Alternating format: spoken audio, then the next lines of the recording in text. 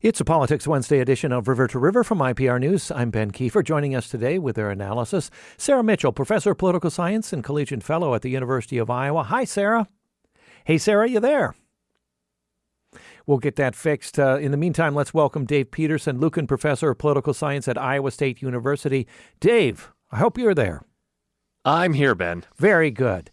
Not feeling so lonesome anymore. Sara will join us in just a moment. And as we get that the technically fixed, let's talk about some of the things we'll be discussing later this hour. Trump's approval slide, will that hurt GOP candidates, specifically congressional candidates here in Iowa? We have the Iowa State Fair political soapbox. That tradition, that schedule is out. What does that soapbox offer candidates that they can't get in an ad or in other places? Iowa Senate race, we have some updates there. And then also an Iran update, the legal fight over the Strait of Hormuz. Sara Mitchell will be able to clue us in there with her expertise on international relations and maritime and international law. Sara, are you there yet? Still working on that. Dave Peterson, we know you have a broad horizon of expertise, but you really drill down on elections, public opinion, and voting behavior. So we'll keep that in mind as we hear your analysis this hour. And we want to hear from our listeners. As we just heard, the big story today, progressive Abdul El-Sayed just beat the Democratic establishment's pick in Michigan, despite being outspent nearly 2-1. We want to hear from you, listeners. Does a win like that make you more excited about the Democratic Party's direction or more worried? 1-866-780-9100. 1-866-780-9100, river to river at iowapublicradio.org. I think Sarah's with us now. Hey, Sara. Can you hear me now? I do. Thank you so much for joining us by phone now. And let's jump into this headline story today in Michigan. El-Sayed defeating an establishment-backed Representative Haley Stevens in the Democratic Senate primary, one of 5 states that voted yesterday. He's a former public health official backed by Bernie Sanders, also by AOC.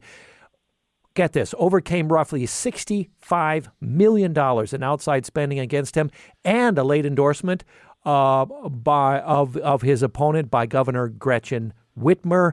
He now advances to face Republican Mike Rogers, who ran unopposed for the seat. Gary Peters vacating that seat. The general election expected to be one of the most competitive in the country and could help decide control of the Senate. Let's listen to El-Sayed turning his attention last night from the contentious primary to his Republican opponent. And however we might feel about the campaign we've just come through, I want you to understand that it pales in comparison to the cynicism, in comparison to the corporatism, in comparison to the lies that Mike Rogers and Donald Trump are going to tell. There is so much more that unites us. However much we might disagree with our Democratic opponent, there is so much more that unites us than divides us. Dave, El-Sayed won despite being massively outspent, passed over by the party establishment. What does that tell you about the limits of institutional backing in this election and in this primary right now? There's a couple of things. I mean, so first of all, each additional dollar that is spent in a campaign matters less than the dollar before it. Right. So it's not, the $60 million is an incredible amount of money. But at some point, the last ad that they showed everybody didn't do anything because everyone's already seen it. Or we're seeing this in our Senate race here, too. So, yeah, it's a lot of money, but there is a sort of diminishing gain from from more and more money. And Sayed had enough, right? I mean, the point of it is in part that he needs to have enough to get his campaign messages out there. Second, I think it sort of points to, everyone likes to emphasize the sort of progressive versus moderate in this race, but some of it is also the dimension of, how much is a candidate going to fight?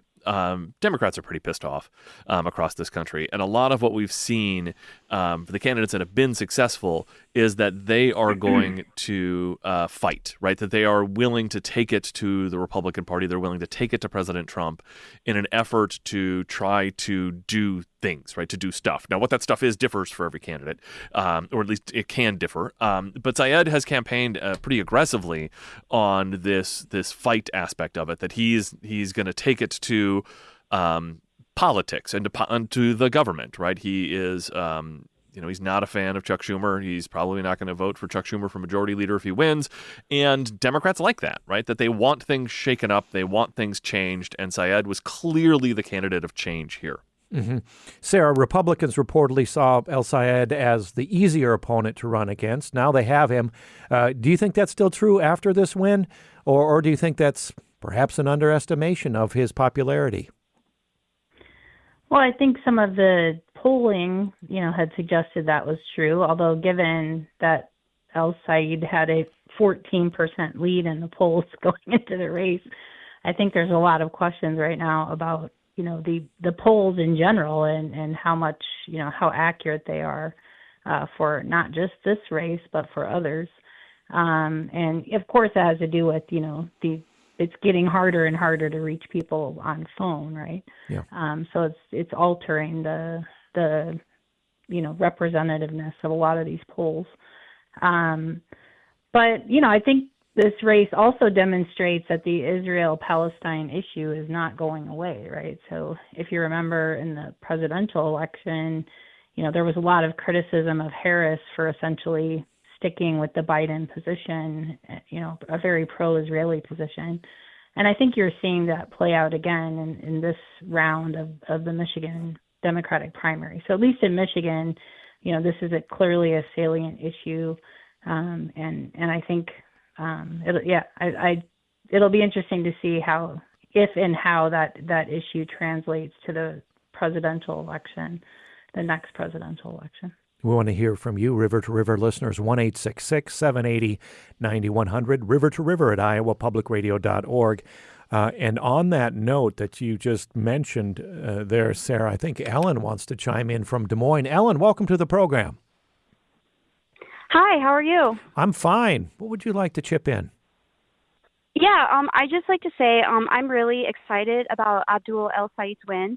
I've been excited about the progressive platform for many years, but I'm even more excited to hear a candidate who wins and who's vocal about the opposition to funding Israel. I'm really passionate about that issue. I really oppose the genocide over there and America's complicity in this settler colonial project and the violence going on over there. So I'm ecstatic hearing someone like him win.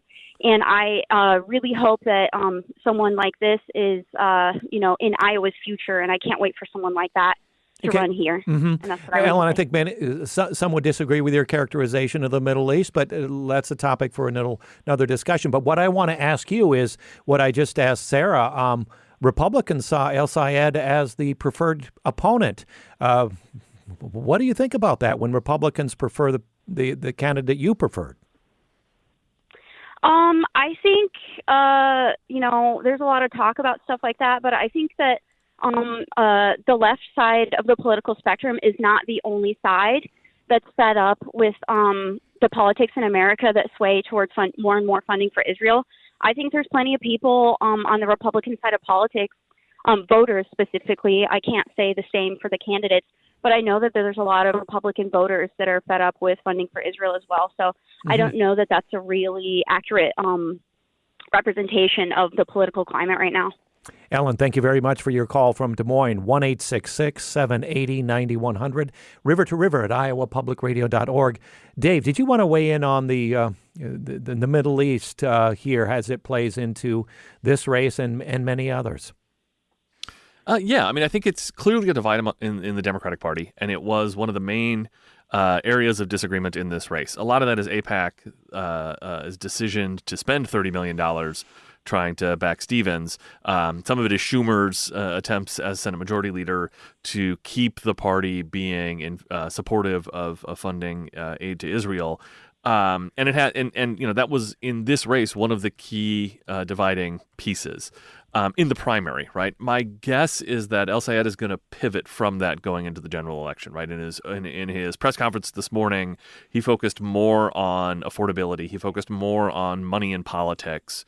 What I think is really interesting, talked about Mike Rogers, wanting to build a data center in every neighborhood in the state. That he, I think, has, right. Again, that was the divide between him and Stevens, because they didn't divide on that much else, right? I mean, they're both Democrats, and the gap between El Sayed and Rogers is going to be starker and more pronounced, and I think that's going to be more of the focus in the general election. Mm-hmm. Sarah, we've got about a minute before we go to break.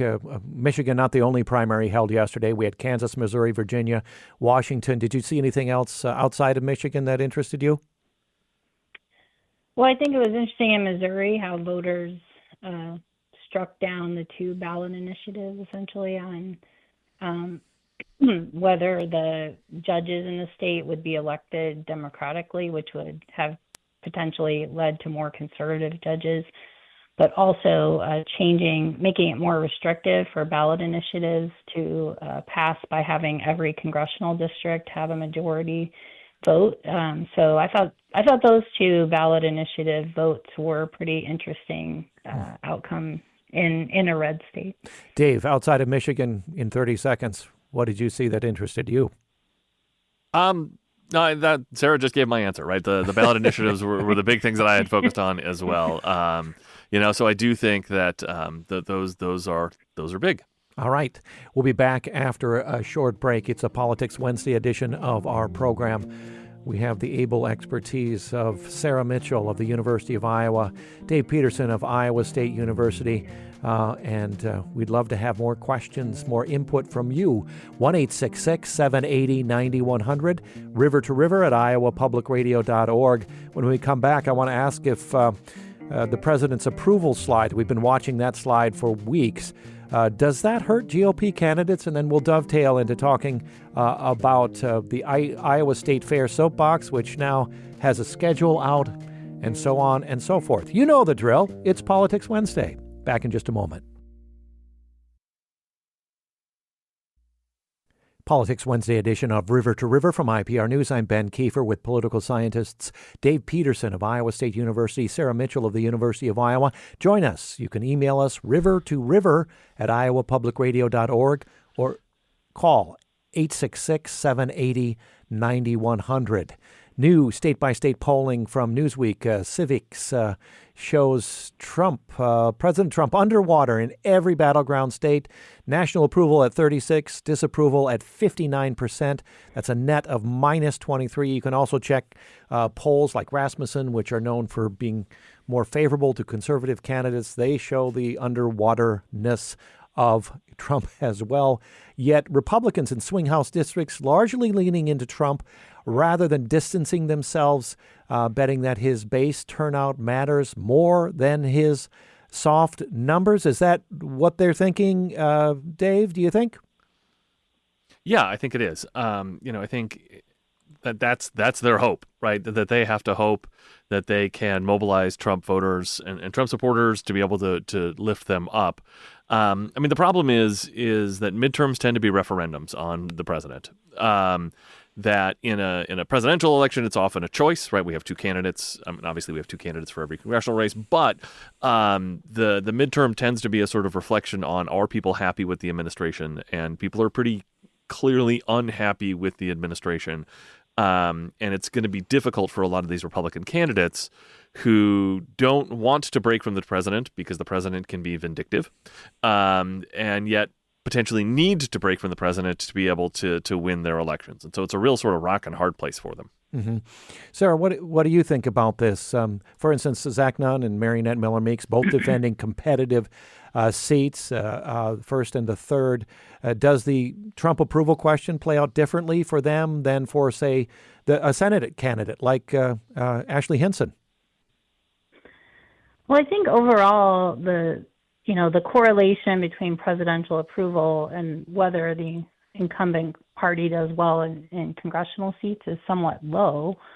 So there was a study by Elgara et al. In 2025, in political science that showed essentially that presidential approval doesn't have a statistically significant effect on election outcomes in the Senate or House, which I thought was interesting. Mm-hmm. Although they talked about like party brand, so how people see the party can increase seats. So I think to some extent this suggests that like how the candidates position themselves, right, as part of the Republican Party versus part of Trump's party. And so I think Hinston's race so far is kind of interesting because she is, aligning herself with Trump very directly.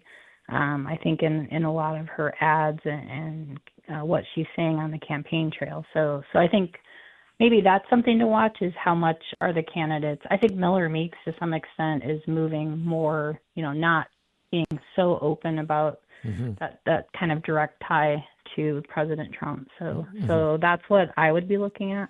Mm-hmm.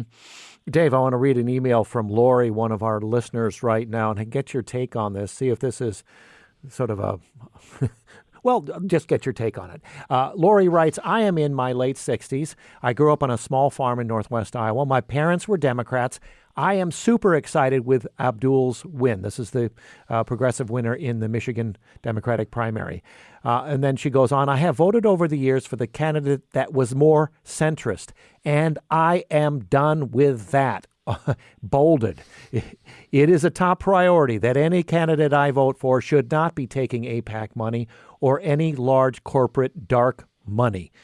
Is that an outside view? Is that a trend? What do you think of that, Dave? I think that's a trend, right? I think the money in politics part is everybody talks like Lori, right? Let me just back up a second. Everyone talks like Lori, right? Everyone hates money in politics. The question is, do they hate it enough to make that the reason why they vote? And, are we reaching that point, right, where there's enough folks who are like Lori who are saying enough is enough, right? That's the key thing for me. And part of it is that nobody trusts either party to try to fix this, right? Because both parties have benefited from this for such a long time that even if you are, like Lori there and say this is really, really important, do you actually trust someone like who's a sort of mainstream traditional Democrat even, right? Chuck Schumer, right? Someone like that who's benefited from this system to fix it. And I think a lot of people don't. And someone like Al-Sayed, who is more of an outsider, who has never benefited from that system, can make much more credible claims to try to fix the sort of rampant and open corruption in our political financing system. And that can be inspiring to people. Sara, TJ in Coralville writes with this question. He says, with progressive candidates winning more and more Democratic primaries across the country, I'm wondering if you have any thoughts on how and why the more establishment candidate, Josh Turek, won here against Zach Walz. Sara, what's your answer to that, to contrast Iowa's outcome with Michigan's just now? Well, I think Chuck Schumer and the Democratic Party, were supporting Josh Turek. So I think there was more money flowing in to support his candidacy. So I think that's an example, right, of the party putting their thumb on the outcome and being successful. I think Michigan is different because of there's just a much larger population of, of people who have immigrated from the Middle East. So I think, it's just like the progressive candidate in that case aligned with a lot of the Democratic voter identity in the state. But I wanted to say something back to this Trump approval thing. I mean, we have to keep in mind that, Trump's approval right now is almost as low as Nixon's was just before he left office after the Watergate scandal. So, we're talking about an extremely low level of approval, and we have to go back to, a president that was impeached to find an approval rating so low. And in particular, if you look at the data, independents are really dissatisfied with Trump. And as we've discussed on the program before, there are a lot of independent voters in Iowa. And so I think that approval or disapproval in this case is going to matter more for those independent voters in Iowa than, say, the voters that identify as Republicans. Join our conversation with Sara Mitchell of the University of Iowa, Dave Peterson of Iowa State University, 1-866-780-9100, river to river at iowapublicradio.org. The Des Moines Register's political soapbox schedule for the August 13th through the 23rd State Fair is out. We have, according to the Register, 21 candidates confirmed as of July 30th, appearing across 6 of the fair's 11 days. Both gubernatorial candidates, Democrat Rob Sand, Republican Zach Lane, on the schedule, along with the down-ballot statewide candidates, Brenna Bird, Mike Naig, Ashley Hinson. They requested, I think, at least, I'll just say Ashley Hinson requesting shorter 10-minute slots. This is a chance to talk about what unscripted, no teleprompter, retail politics offers candidates that debates and TV ads can't. Dave, what do you say to that? What does the soapbox offer? And what are you looking forward to in this particular schedule? The soapbox is a political institution in this state, right? I mean, you sort of have to do it. Even if you don't want to do it, you sort of have to do it. And if you don't, it's going to look like you're ducking people. And so there is this sort of obligation. I think it is interesting in part because all the candidates choose different things, right? So normally you get, 20 minutes, but apparently Naig, Bird, and Hinson have decided for whatever reason they only want 10 minutes to talk to Iowans. Yeah. And so, some candidates will come up and talk for 20 minutes. Some will talk for 2 minutes and take questions. They'll do all sorts of things.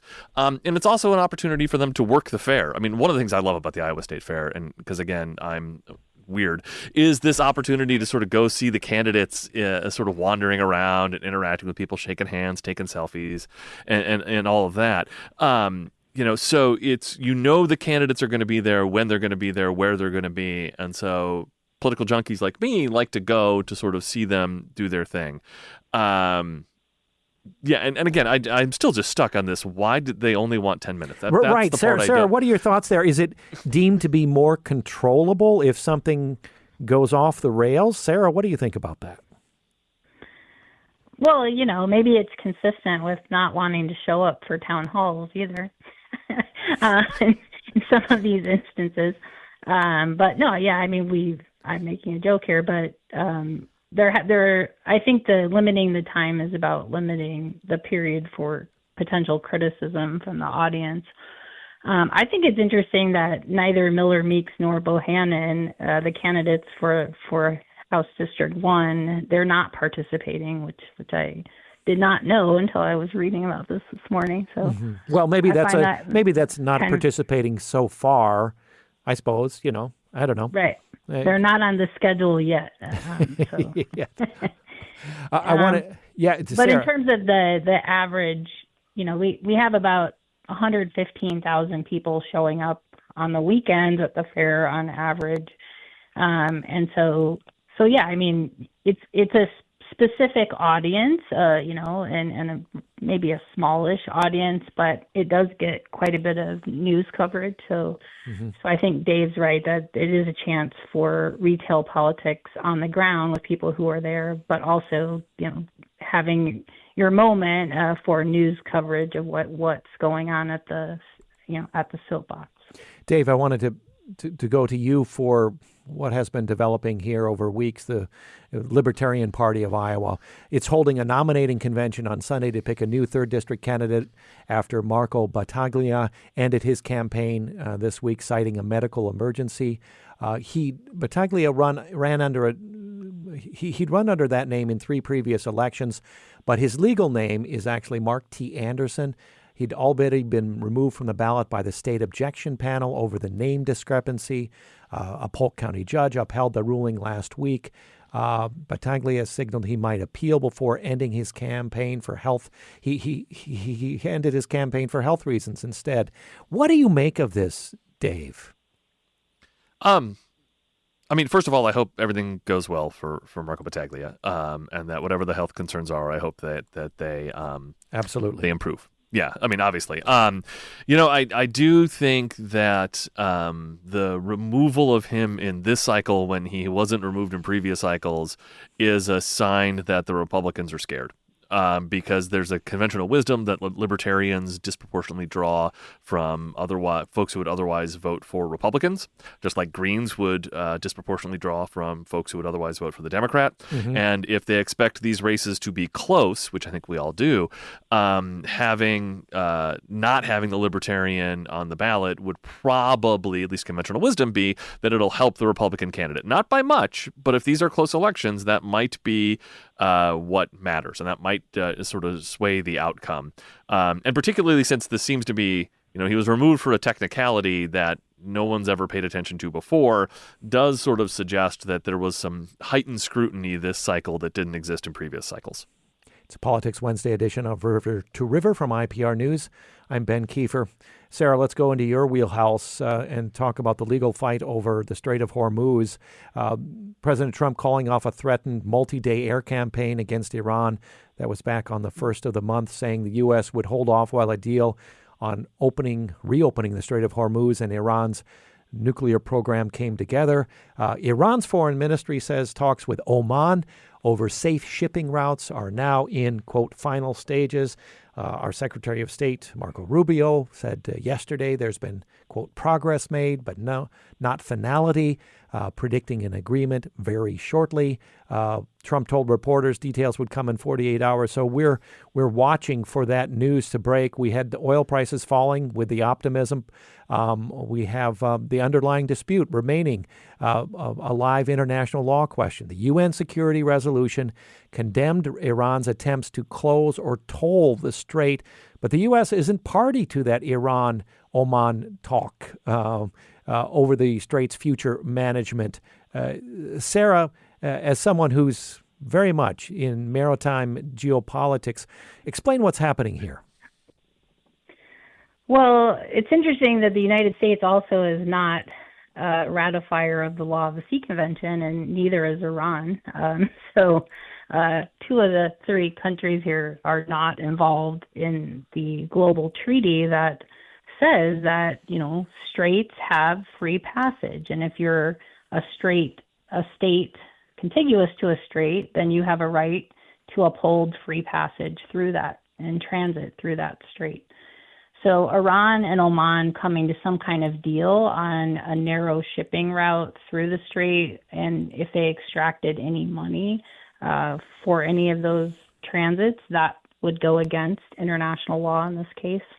But I think Oman is sort of seeing, that Iran is, because Iran has been able to have some control over transit during this war, Oman's, getting into the negotiations so that it can try to secure an outcome for itself, so that if the strait isn't open, then at least both countries will have some kind of deal going on here. But what's happening with the Trump administration is that, this is like a weekly cycle. They're announcing that they're going to escalate and they're going to bomb their energy and infrastructure and other targets. And then they turn around on the weekend and say, oh, we have a peace negotiation. And then the leaders of Iran say there is no peace negotiation going on with the U.S.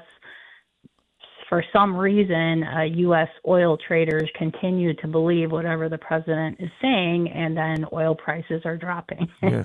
and in fact, there's some investigation right now into how members of the administration are benefiting from these basically buying and selling oil in a way that's coinciding with these various cycles. Yeah. And so I when I see these statements put out on social media, I would say, don't treat that as the news.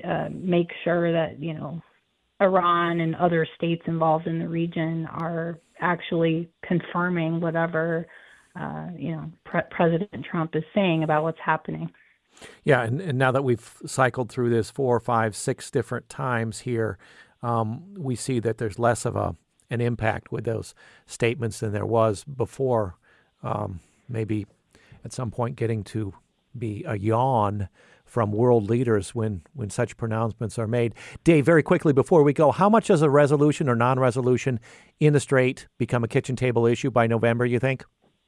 Oh, I think it already is, right? I mean, I think the rising gas prices, I think the rise of other prices for fertilizer, and then the sort of downstream effects means that this really matters for a lot of people. Okay, you hear the music. We'll be back after a short break with more analysis from Dave Peterson and Sara Mitchell. Join us, 1-866-780-9100, river to river at iowapublicradio.org. When we come back, Acting Attorney General Todd Blanche struck a deal over the weekend with GOP holdouts. We have Iowa's Chuck Schumer on the Senate Judiciary Committee. We'll talk about that when we return. I'm Ben Kiefer. It's River to River from IPR News. So glad you're on board this edition of River to River from IPR News. I'm Ben Kiefer. Dave Peterson of ISU, Sara Mitchell of the University of Iowa. You, if you'd like to join us, 1-866-780-9100, river to river at iowapublicradio.org.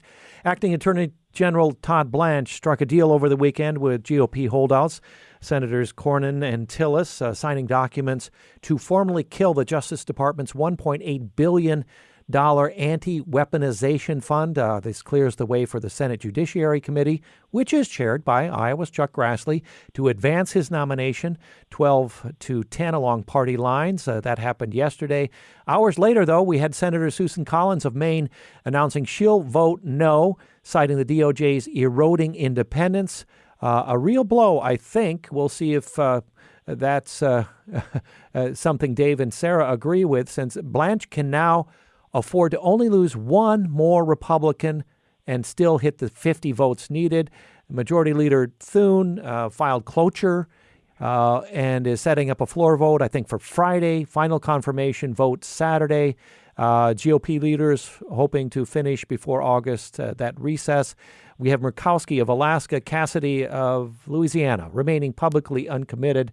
Before we get analysis, let's hear a couple of cuts here. Senator Tillis here, leaving Congress in January, one of those holdouts. He said he would vote to advance Blanche after the Justice Department confirmed it wasn't moving forward with this, nearly $2 billion fund to compensate Trump's allies who believe they were prosecuted for political purposes.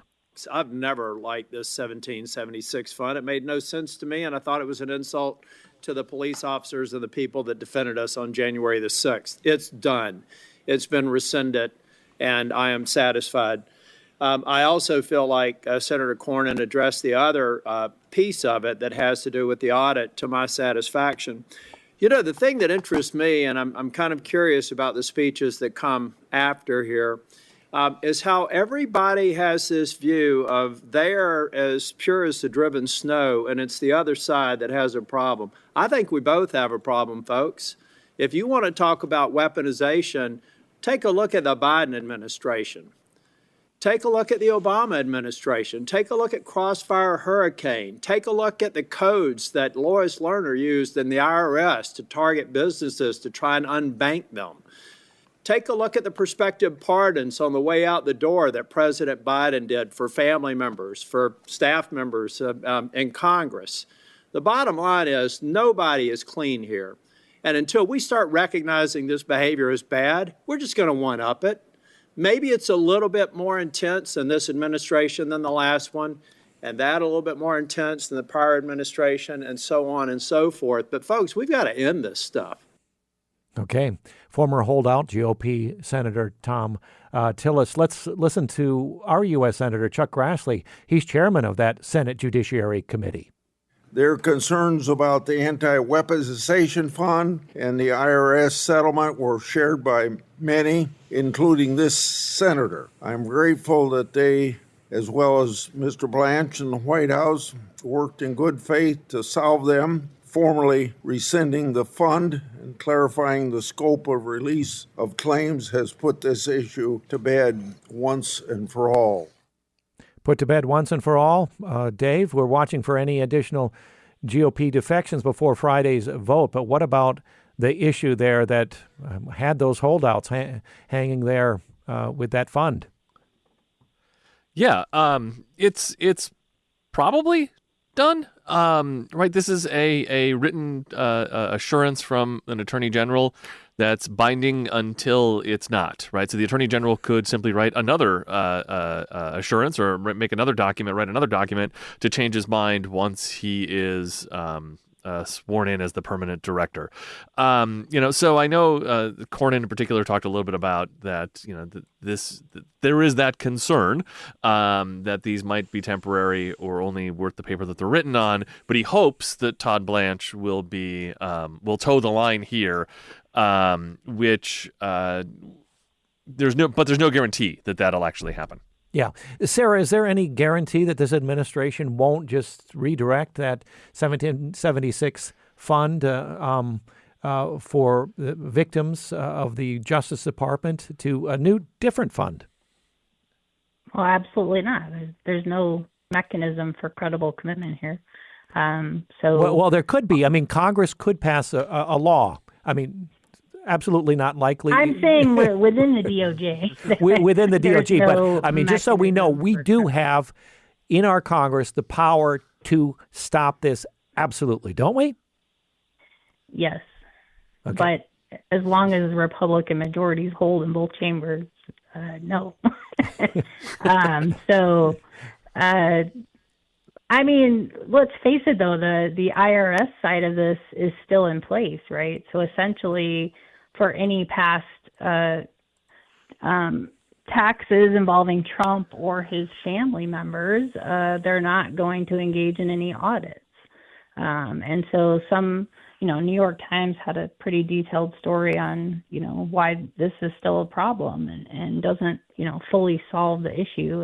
And Blanche also was Trump's personal attorney, right? So we're talking about an issue of, the extent to which the president and Justice Department are so intertwined, right? That there can't be independent justice in that case. Yeah, that seems to be the bigger question. Dave, speak to that, because this nomination fight, a proxy for that question of how much independence should the Justice Department have from a president who was a former client. Yeah, I mean, this is a sea change in American politics, right? That the Attorney General has historically been an independent bulwark for the Justice Department, and in the Trump administration, it's not. Blanche sees himself as working for the president still, and has said so.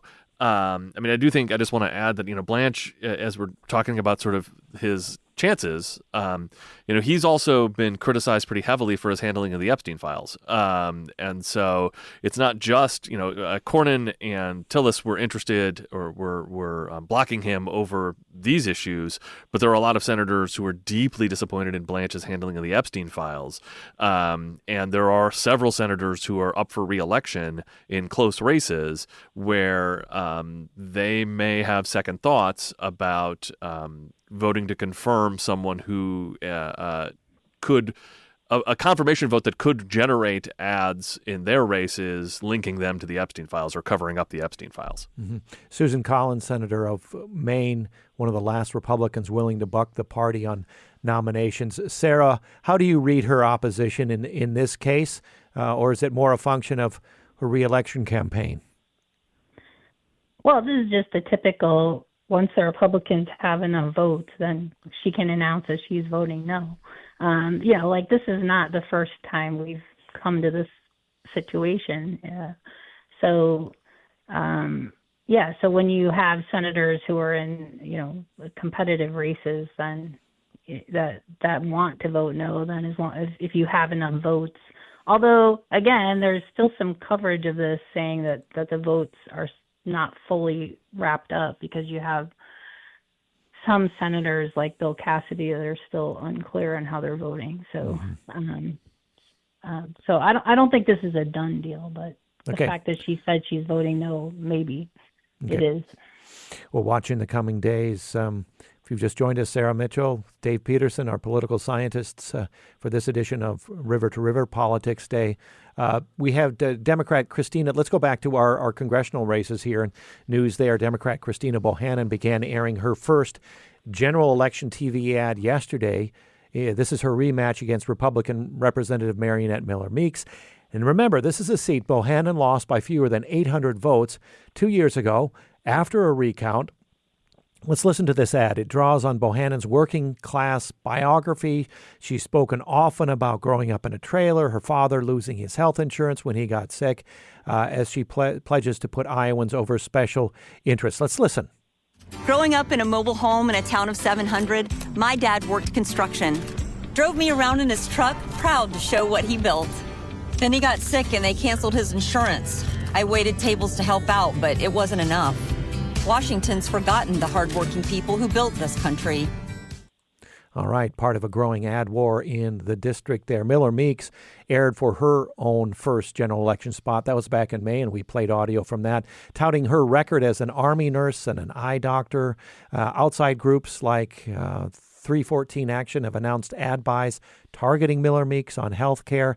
The first district remaining one of the most nationally targeted House races in the country. And we know with that, the redistricting, the gerrymandering, there are fewer and fewer of those. Dave, what are your observations about right now, this first ad and the narratives you see forming? Yeah, I mean, it's honestly, the Bohannon ad just reminded me of one she's run in the past as well. I mean, that's been her campaign strategy the last couple cycles as well.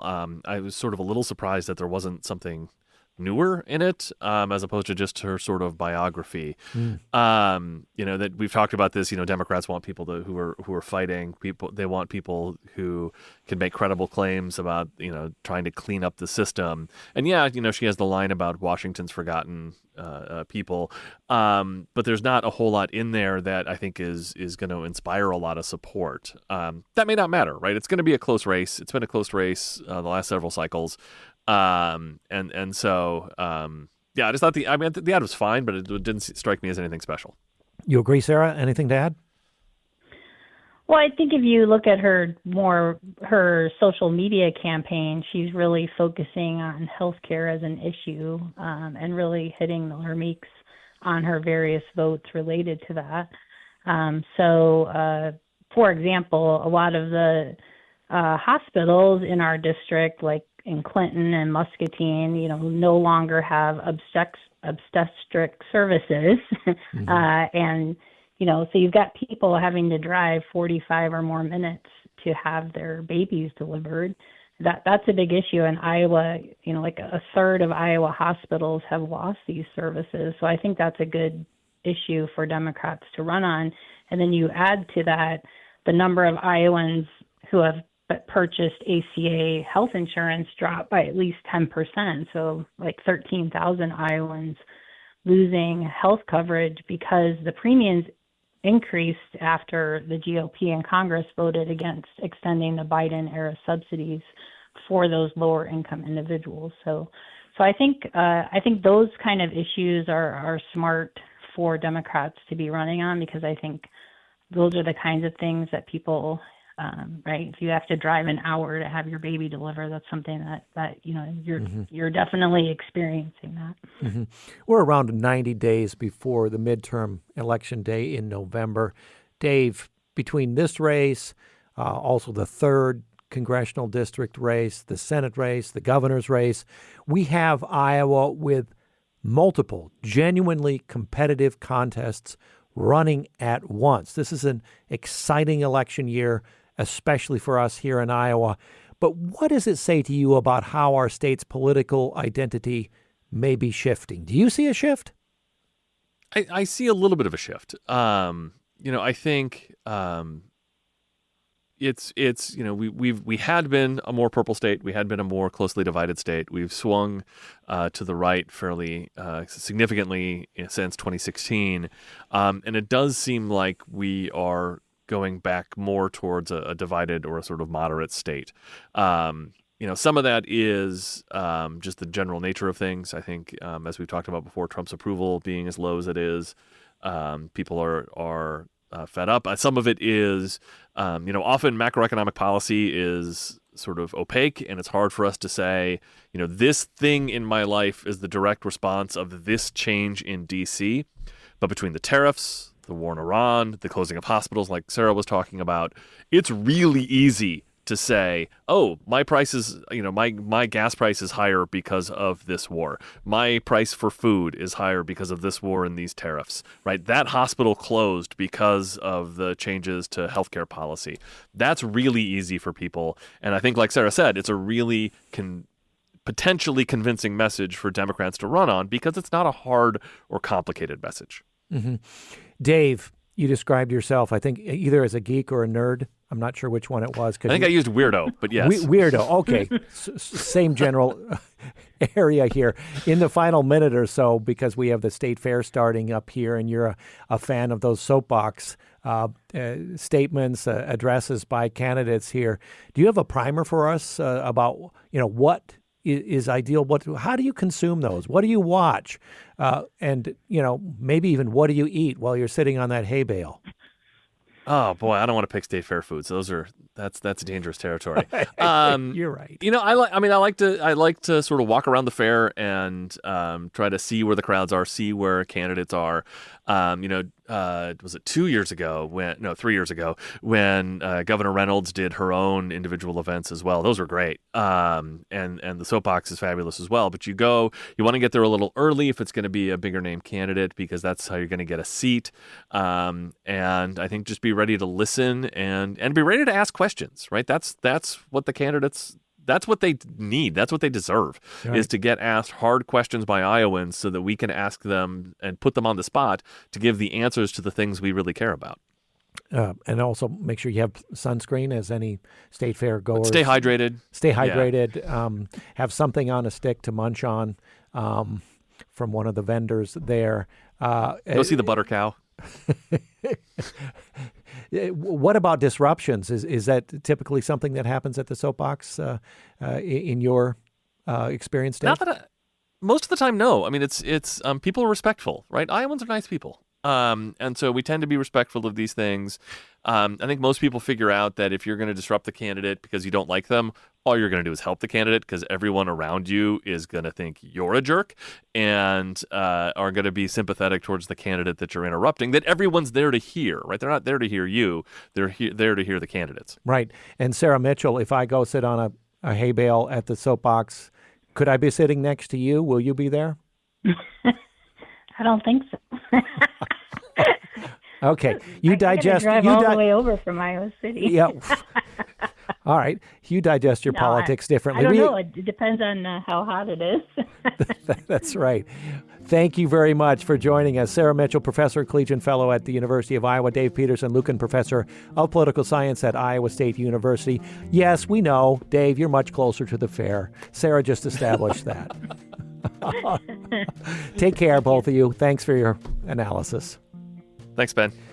Today's program produced by Caitlin Troutman, help from Nev Kelly and Sean McLean. I'm Ben Kiefer. Thanks for joining us.